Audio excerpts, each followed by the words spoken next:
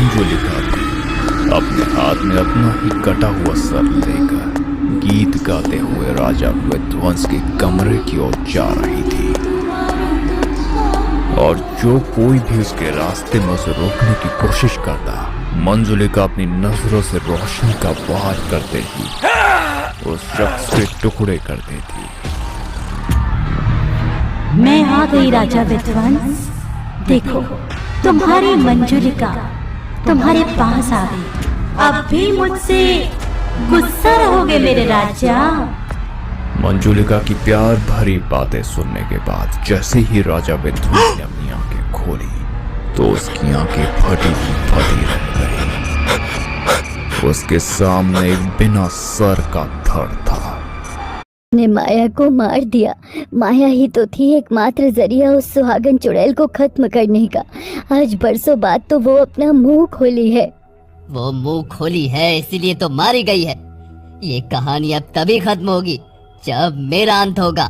नहीं, ये आप क्या कह रहे हैं? रास्ता है, मेरे पास है रास्ता। मैं जानती हूँ उस चुड़ैल को कैसे खत्म किया जा सकता है। सबसे पहले घर में एक सुहाग की सेज सजाई जाए। पीहू की बात मानकर जया सब बहू बेटियों के साथ मिलकर सेज सजाती है। माँ, ये सब किस लिए? भैया की क्या रोज शादी होने वाली है? शादी चाहे एक बार ही हो, पर सुहागरात तो बार बार मनानी चाहिए। क्यों जीजी, आखिर हम ये सब कर क्यों रहे हैं?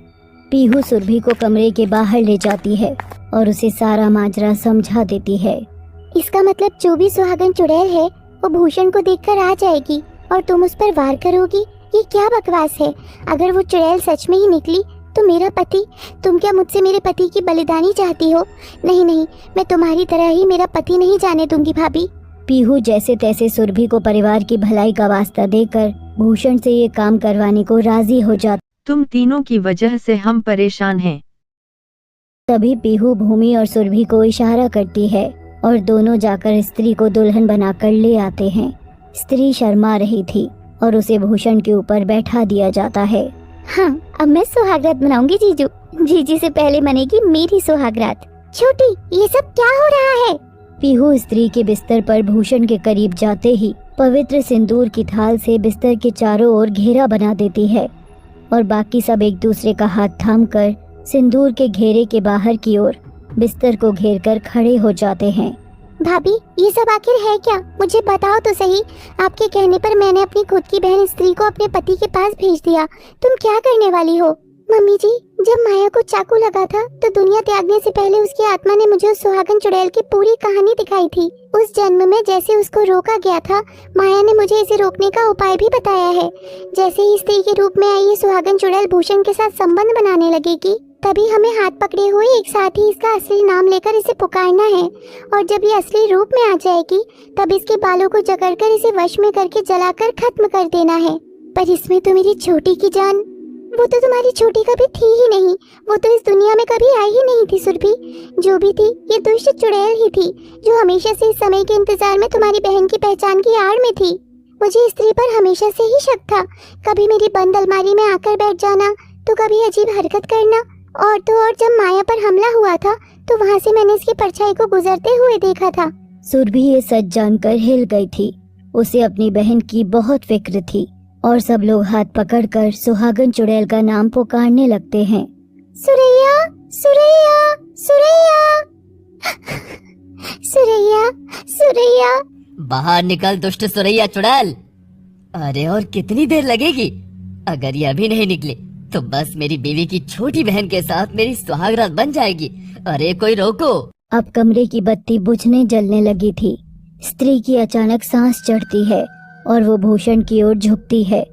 भूषण के चेहरे पर उसके बिखरे बाल होते हैं। सब लोग जोर जोर से सुरैया का नाम पुकार रहे थे। तभी पीहू जया को इशारा करती है और जया जाकर स्त्री के बाल जोर से खींचकर उसकी चोटी काट लाती है। ये क्या कर दिया? सब लोग बहुत खुश थे। तभी पीहू फटाफटा कर स्त्री की चोटी जलाने लगती है। चोटी जलने लगती है और कमरे की बत्ती ठीक हो जाती है। सब लोग ये देखकर बहुत खुश थे। अरे इस चुड़ैल को तो कोई हटाओ यहाँ से। सब लोग अपनी जीत का जश्न मना रहे थे और तभी पीछे ताली की आवाज आती। के बाद हम पहली बार बाहर आए हैं। तुम एक्साइटेड नहीं हो? मैं तो बहुत एक्साइटेड हूँ।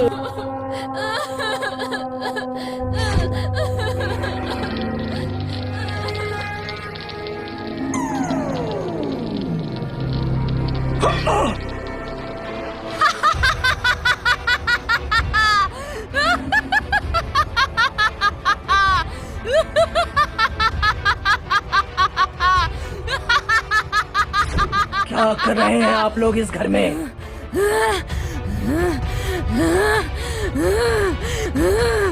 इस घर से मैं निकल नहीं पाऊंगी तो तुमने सोचा तुम बच जाओगे? मैं नहीं मैडम, मैं नहीं। आपको मारने वाला है आपका ही पति मानव सर। मुझे पैसे में से एक फुटी कौड़ी भी नहीं दिया है उसने। मैं आपका गवाह बनकर उसे पकड़वाऊंगा। मुझे बचा लीजिए मैडम, मुझे बचा लीजिए प्लीज। मैं वो मैडम, मौका प्लीज। तुम्हें नहीं दूंगी। जल के मरने में कैसा लगता है देखो।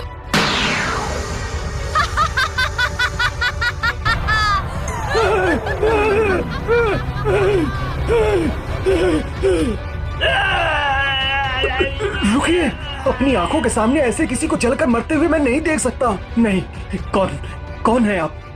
क्या हुआ था आपको? सारी बात हमें बताइए। हाँ, सारी बात हमें बताइए। मेरे पिताजी बहुत अमीर थे और मैं उनकी एकमात्र बेटी। नाम है प्रिया। मेरे पिताजी ने मेरी शादी एक फॉरेस्ट ऑफिसर से करवा दी और शादी के बाद पिताजी ने कहा कि उनकी संपत्ति पे सिर्फ मेरा अधिकार है, लेकिन ये संपत्ति किसी और के नाम पर नहीं हो सकती थी, यहाँ तक कि मेरे पति के नाम पे भी नहीं।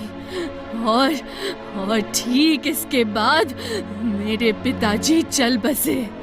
मैं नहीं जानती थी कि मेरे पति उस संपत्ति को पाने के लिए मुझसे शादी की थी और उसने एक दिन मुझसे कहा कि रोती है, हे भगवान, भरी जवानी में तूने मेरे पति को छीन लिया। मुझे भी क्यों नहीं मार दिया तूने? मार दे मुझे, अब नहीं सहा जाता मुझसे। ऐसे इंसानों के बीच मुझे नहीं रहना। गीता दौड़ते हुए पहाड़ी पर जाती है और वहाँ से कूदकर अपनी जान दे देती है, पर मरने के बाद वो चुड़ैल बन जाती है।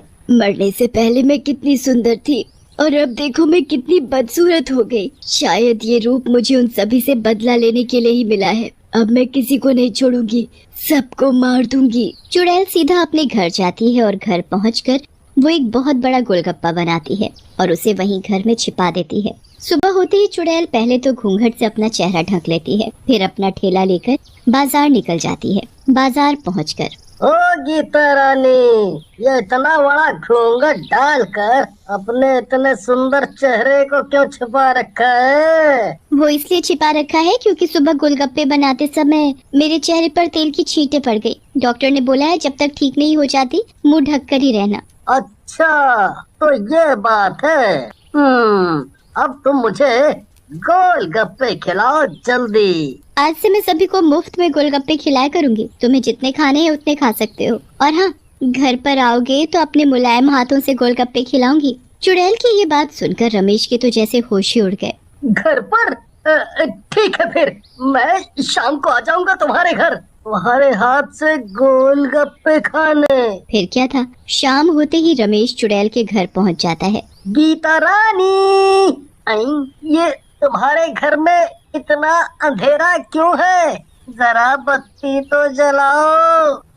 घबराने की जरूरत नहीं, तुम सीधा चले आओ, मैं यही हूँ। रमेश अंधेरे में सीधा चला रहा था, तभी अचानक उसका पैर फिसल जाता है और वो चुड़ैल के बनाए बड़े गोलगप्पे में जाकर गिर जाता है। वो गोलगप्पा चटपटे और मिर्ची वाले पानी से भरा हुआ था। तभी चुड़ैल बत्ती चालू कर देती है। चुड़ैल, और ये इतना बड़ा गोलगप्पा, ये सब क्या है? अरे कोई मुझे बचाओ, यहाँ से निकालो। मुझे शायद तुमने पहचाना नहीं, मैं वही तुम्हारी गीता रानी हूँ और मैं मर चुकी हूँ। मैं तुमसे बदला लेने आई हूँ वापस, चुड़ैल बनकर। चुड़ैल रमेश को उस बड़े से गोलगप्पे में डुबा डुबा कर मार देती है। अगले दिन चुड़ैल फिर से गांव के बाजार जाती है अपना गोलगप्पे का ठेला लेकर। तभी ठेले पर महेश आ जाता है। आज तुम इतने बड़े घूंघट में बात कुछ हजम नहीं हुई। आज मेरा मन बहुत अच्छा है, इसलिए मैंने सोचा था जो मेरे ठेले पर सबसे पहले आएगा उसे अपने हाथों से गोलगप्पे खिलाऊंगी। महेश को बिल्कुल भी पता नहीं चला कि वो अब गीता नहीं चुड़ैल है। वो तो चुड़ैल की बात सुनकर मन ही मन बहुत खुश हो रहा था। मुझे पता है, सबसे पहले मैं ही आया हूँ तुम्हारे ठेले पर, है ना? सच सच बोलना। तुमने बिल्कुल सही कहा। ऐसा करते हैं कि तुम मेरे घर चलो, मैं वहीं तुम्हें आराम से बैठकर अपने हाथों से गोलगप्पे खिलाऊंगी। फिर क्या था, चुड़ैल आगे आगे और महेश उसके पीछे पीछे चला जा रहा था। घर पहुंच